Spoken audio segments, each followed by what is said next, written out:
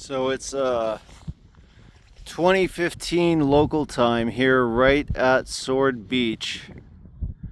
I know you can't see much because it's dark, and apparently a lot of it is closed off to private property right over there that doesn't open, but I figured out a little spot here that is right at Sword Beach. This is where one of two British beaches where the Brits landed during the D-Day invasion.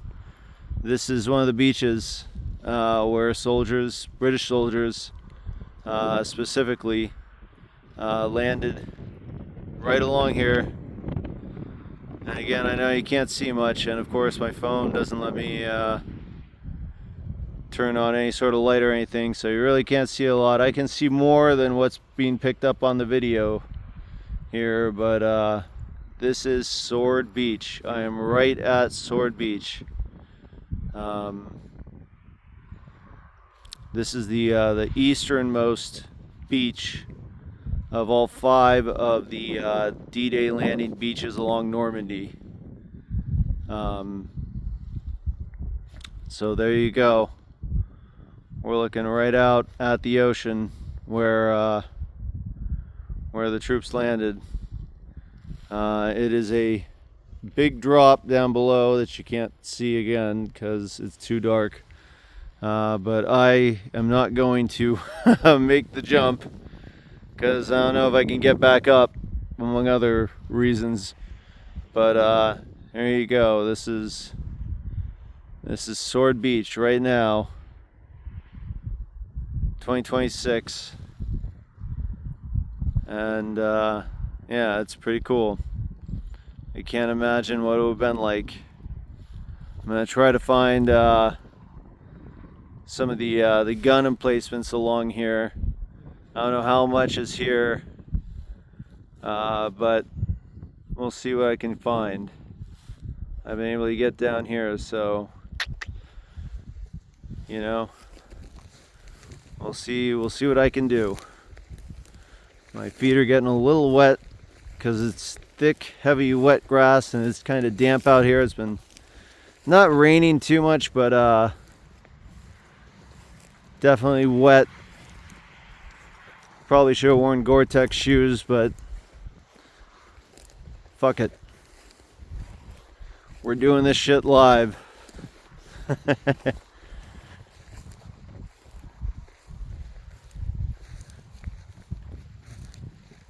So you can see here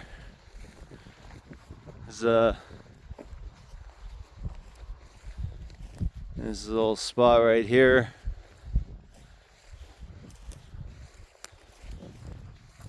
They would have used ladders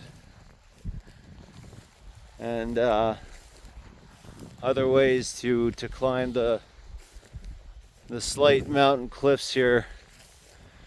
This is not anything like the cliffs that the Rangers, the 1st Ranger Battalion ever, had to scale at Point du Hoc, which is a lot further west from here. Point du Hoc spans, it's right between Utah and Omaha beaches, the 2 American beaches where there were the landings.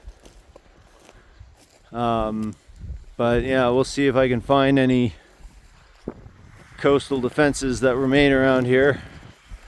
I am in an area where I don't think there's a whole lot of tours or anything going on here. Not much of a path, but I got something.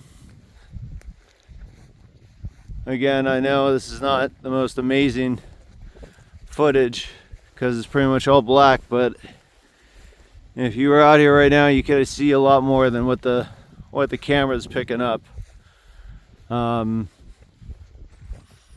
I'm just gonna walk towards the light. I think I see some sort of structure out there. We'll see what I can find. I will report back soon. We can see another big drop here. I'm gonna be careful where I step, but you can see me. Yeah, you can't really see shit. I might switch to my DLSR camera and see if that picks up more. But these are the beaches right here. This is Sword Beach. This is where British troops landed and stormed the beach. It's not as famous as Omaha or Utah. Omaha being the most famous beach. And that was because they took the heaviest casualties. The Allies did their landing there. Primarily because the Atlantic Wall defenses, even under General or Field Marshal Erwin Rommel, the Desert Fox, who nearly won the North Africa campaign for Germany, despite having horrible logistics thanks to Hitler, and oftentimes being totally outnumbered and outgunned by the Brits, led by Monty, General Montgomery. Rommel still almost won North Africa for Germany, and because of his notoriety and his popularity amongst the German people, as well as his fear amongst the Allies, because of his incredible, daring, audacious tactics and battlefield acumen, as well as his willingness to tell Hitler to just fuck off, and he was going to do what he needed to do. Hitler was a huge micromanager of all troop movements, which was one of the big reasons why the Nazis actually failed. Even Stalin, who was he was very similar to Hitler in that he wanted to micromanage all of his troop movements and everything. Stalin realized that it was better to let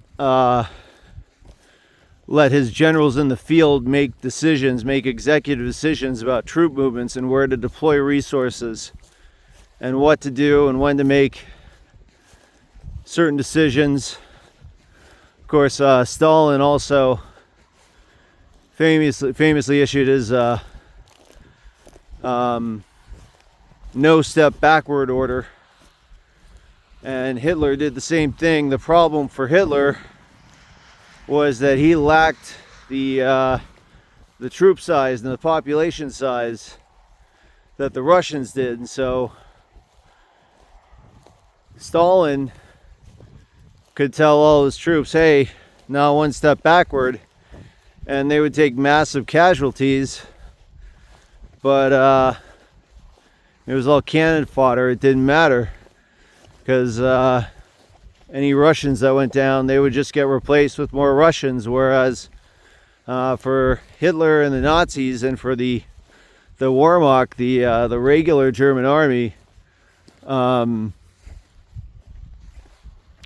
they didn't have replacements. So anyone that went down, they couldn't get replaced. So the same strategy that Hitler used, the same as Stalin, is, no retreat. It doesn't work so well when you don't have the troops to replace all the casualties you're taking by having that sort of that very stark order. But anyway, yes, Sword Beach here. None of the beaches were super easy to take, but I think a lot of people have this impression, especially in the West, just having seen, Saving Private Ryan, and basically, I think most people in the West, especially their impression of D-Day was Omaha Beach, which was by far the bloodiest beach. And again, that was just because, mainly because there happened to be an SS unit that was doing field exercises in the area, and so they reinforced the otherwise very ramshackle defenses for the Atlantic Wall that was mostly comprised of conscripts, Polish prisoners even, soldiers who had been wounded, German soldiers who'd been wounded on the Eastern Front. And so they weren't combat affected enough to stay on the Eastern Front, but they were deemed enough to serve as defense along the Atlantic Wall. And honestly, that was a big part of the Hitler and the Nazis' downfall, was that Hitler remained so obsessed with the Eastern Front, and he pretty much ignored the Western Front, even when it was getting invaded. And then the other thing to keep in mind too is that the Allies engaged in an epic disinformation campaign that completely convinced Hitler that the real invasion force landing would be at the Pas de Calais, which is northeast of here. It's the shortest point across the English Channel from Britain to France, and that's why it seemed like the most logical location to launch an amphibious assault invasion. But that's also why the Allies realized that they needed to do their invasion elsewhere, because the Pas de Calais was just going to be too heavily defended. And they actually, the weather needed to be just right. The tides need to be just right. In fact, it's kind of appropriate that I'm out here right now at nighttime. In fact, I should be out here probably even later, because there were a lot of covert operations done by the Western Allies, where they would use submarines and they would insert like commando units and whatnot that would come to shore in the beaches, not just the Normandy beaches either, just all the beaches that were being considered as possible landing points for the invasion force. And they would take soil samples, and they would take measurements of the depth of the tides at a certain time, because that was crucial in figuring out, you know, if a beach was going to be able to sustain having landing craft in there, having heavy tanks coming in there.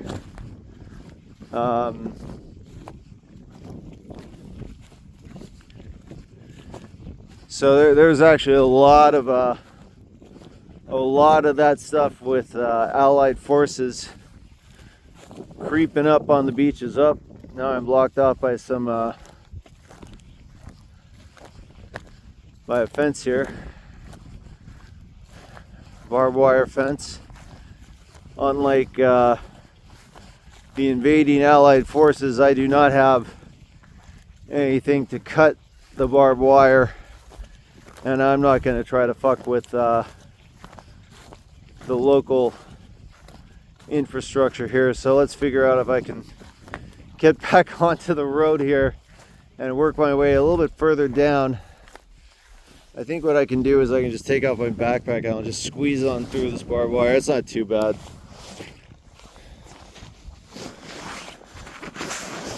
All right. Let's see. I'm gonna leave my backpack on the side here, just in case I can't make it through. And we'll see how I can do here, huh? Hey, maybe. Oh, you can kind of see me. Hey, all right. So we're gonna see if I can climb through this this barbed wire fence here and get back on the road. It's a bike path. Be awesome to have a little bike path or a bike going along here.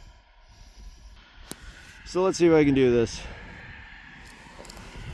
I think I might be okay. Whoa! Oh yeah, that's no problem. No problem at all.